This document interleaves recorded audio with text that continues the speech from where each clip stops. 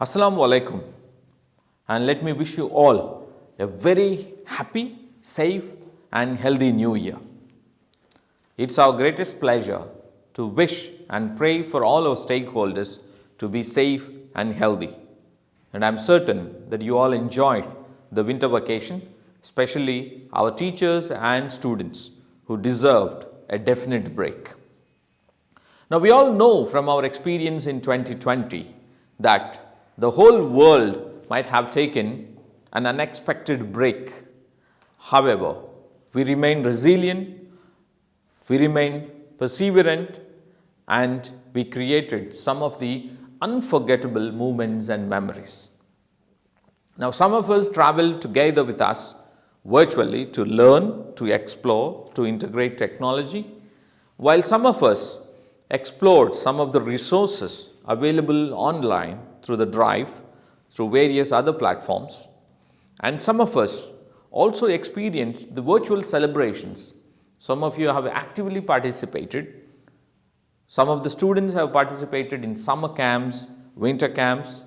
Most of the parents have attended the virtual PTMs, and many of you have also attended the virtual webinars or the awareness sessions that we conducted.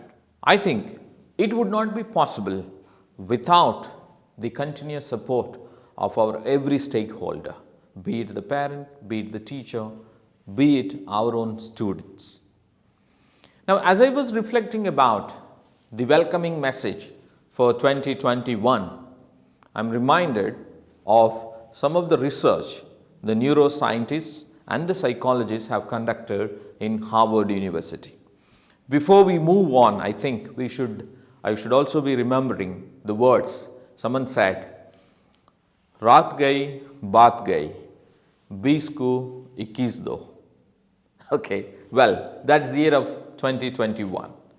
Now, 2020 has also taught us to be resilient and to be strong enough and also to persevere in life.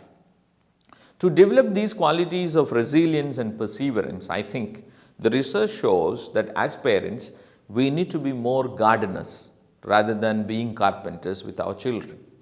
Now, we all know carpenter has a wood in his hand, he finishes his design or he imagines something and he creates something. Whereas a gardener takes care of the plant, he manures it, he soils it, again he waters it, allows the tree to go and to grow, but the uniqueness of the tree is maintained. And I think we need to create that space for our children as well. Give them those resources, the required strength and the water and the manure to grow and to be unique as they are destined to be.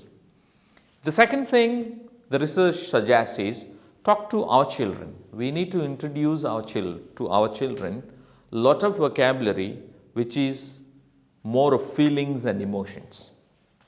So generally when we walk, if we see a fallen child, we say, look at that child. But I think we should introduce to our children, rather than introducing it as a look at that, we should say, look at that crying child from falling. Or look at that happy child eating a chocolate. Or look at that child who has fallen and who is sad, who may need a hug from the parent.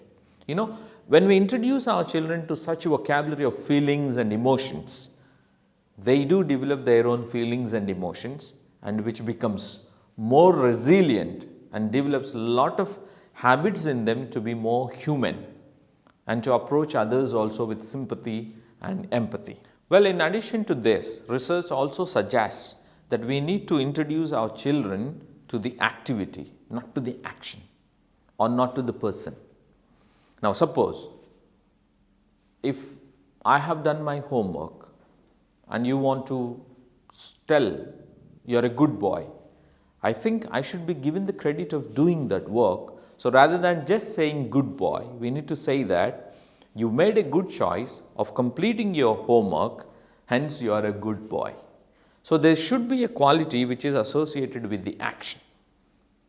And the Other side of it is that we need to explain things with a reason. Suppose we want to tell our children, do not eat more biscuits or chocolates or cookies. So when we say don'ts, don'ts, it doesn't sound well. But I think we should give a reason to them.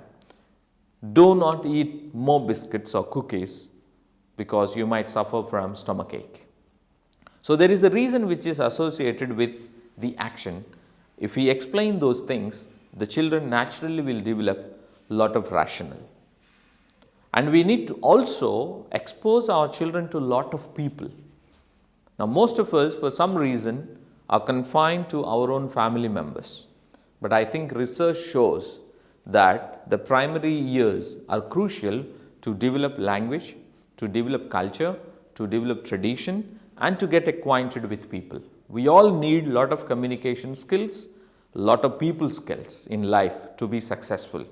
Hence, let us expose our children to many people as possible so that they speak, interact, exchange their culture, tradition, habits and everything. I think by doing this, we will definitely inculcate a lot of resilience, a lot of coping spirit among our students. And that is the need of the hour.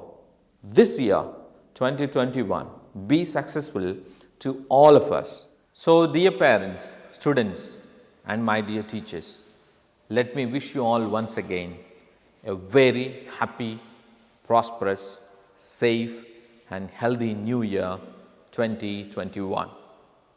I hope and pray that this new year brings endless opportunities and all success to each of you, and let all of us be safe. And we welcome all our students, parents and teachers for the hybrid learning from the 3rd of January. We open up our doors to welcome all of you. Thank you so much.